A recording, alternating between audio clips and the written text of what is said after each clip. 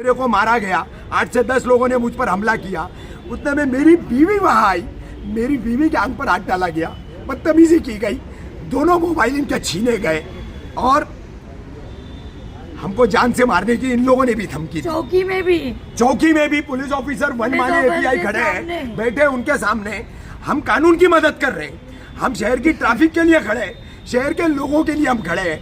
हाँ, अपने शहर के लिए हम बोल रहे हैं और तुम हमारे साथ में माफियागिरी कर रहे हो। हाँ, का INDDIV चैनल में इस्तकबाल है। मैं आलम रिजवी एक अहम ख़बर लेके आपके सामने हाजिर हुआ हूँ। मुमरा के अमीनाबाद इलाके में सीनियर सहाफ़ी और हिंदुस्तानी रिपोर्टर चैनल के एडिटर रफ़ीक कामदार पर हमले की ख़बर सामने आई है, जबकि उनकी अहलिया के साथ भी बदसलूकी की गई। ये वारदात अमीनाबाद में पेश आई है, जहां रफ़ीक कामदार के साथ न सिर्फ बदसलूकी की गई बल्कि उन्हें मारा पीटा भी गया। इस हमले के दौरान जब उनकी अहलिया ने भी बचाव करने की कोशिश की तो उनके साथ भी बदसलूकी की गई। ज़राए के मुताबिक रफ़ीक कामदार किसी खबर की कवरेज के सिलसिले में इलाके में मौजूद थे कि अचानक चंद शरपसंदों ने उनसे बदकलामी की और बाद अज़ा हाथापाई शुरू कर दी। जब उनकी अहलिया ने मुदाखलत करने की कोशिश की तो उनके साथ भी नाज़ेबा रवैया अख्तियार किया गया। वाक़ये की इत्तला मिलते ही पुलिस मौके पर पहुंची और तफ्तीश शुरू कर दी। मुमरा की सहाफ़ती बरादरी ने इस वाक़ये की शदीद मज़म्मत की है और मुल्ज़िमान के ख़िलाफ़ सख्त कार्रवाई का मुतालबा किया। संडे है, पीले पट्टे के बाहर, बैरिकेड के बाहर वसूलीबाज, खास करके किस्मत कॉलोनी का ट्रांसफार्मर का जो पट्टा है, ये लोग पार्किंगें करवा रहे। 3-3, 4-4 धंधे की हुई लाइनें सब जगह लगती है, सिर्फ एक जगह नहीं। लेकिन उस पर कंट्रोल करने का काम तुम्हारा है, पार्किंग हटाने का काम तुम्हारा है, ट्रैफिक पुलिस को सहयोग करने का काम तुम्हारा है। मैं इनके साथ गया, मामूली सी बहस हुई। उस बहस के चलते फज्जू, उसके दोनों भतीजे जो गौ हत्या में आरोपी है थाने के। अब मुझे मुमरा पुलिस का रोल देखना है। मुझे पता नहीं था, मैं मेरा लाइव चालू करके एम गेट मित्तल का जो सर्कल है वहाँ ट्रैफिक जाम थी, वहाँ से होते हुए मैं आगे की तरफ लाइव चालू करके गई तो किस्मत के सर्कल के पास मैं वहाँ पर लाइव चालू कर रही थी और मेरा लाइव ही चालू था।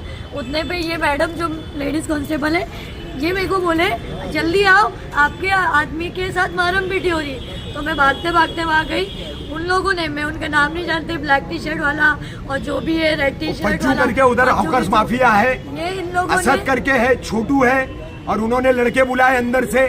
फज्जू के भतीजे थे, उनके असद वगैरह के सबके उसमें घर के लड़के थे और औरतें भी थी। उन लोगों ने मेरा मोबाइल लिए, मोबाइल भी दोनों छीन लिए और सेल्फी भी मेरा तोड़ दिए। फिर ये बेचारे लोग ने मुझे बचा के मुझे बोले तुम पुलिस स्टेशन जाओ। एक औरत के साथ बदतमीजी क्या की है वो बताओ। पूरा झूठ मेरे आंख पे आया। फिर मैं वहाँ से उठ के इन लोगों ने मुझे बोला तुम लोग चौकी जाओ। चौकी के लिए मैं रोड क्रॉस करके उधर गई, रिक्शा में बैठी तो रिक्शा वाले को भी रोक के वहाँ पर रिक्शा में से मुझे उतारा गया और सब झूठ मिलके मेरे आंख पे गलत तरीके से हाथ लगाया गया, सीने पे मेरे हाथ लगाया गया। और यहाँ पर अभी मैं चौकी में आई तो वो बोलते हैं किस तरीके का 354 दाखिल करे। तो इन्होंने मुझे साइड में लेके जाके बोले किस तरीके का 354 दाखिल करना है। अगर रफ़ीक कामदार पे 354 दाखिल करना है तो फटाफट ले सकते। आज मेरे पे इतना झूठ का झूठ, लाइव में वीडियो से सारा एविडेंस है। इवन ये ट्रैफिक वाले, क्या मैडम आपके सामने पूरा रिक्शा में से मुझे उतारा नहीं गया? आप लोगों की वजह से मैं बची नहीं। सारा झूठ मेरे आंख पे नहीं आया, ये सारा झूठ, ये एविडेंस है कि जब ट्रैफिक हवलदार खुद वहाँ खड़े रह के एविडेंस दे रहा है कि पूरा झूठ आंख पे आया, तब भी ये मुमरा पुलिस क्यों चुप है?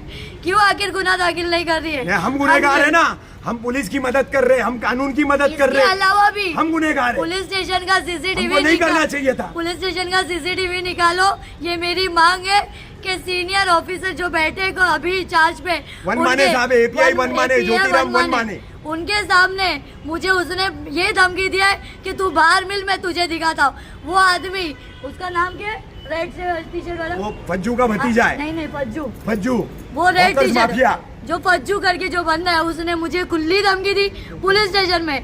तो ये मेरी मांग है कि यहाँ का सीसीटीवी निकाला जाए और मुमरा पुलिस अगर मेरा केस नहीं लेती है तो आने वाले कुछ दिनों में मैं खुद ही यहाँ पर बैठे रहूँगी।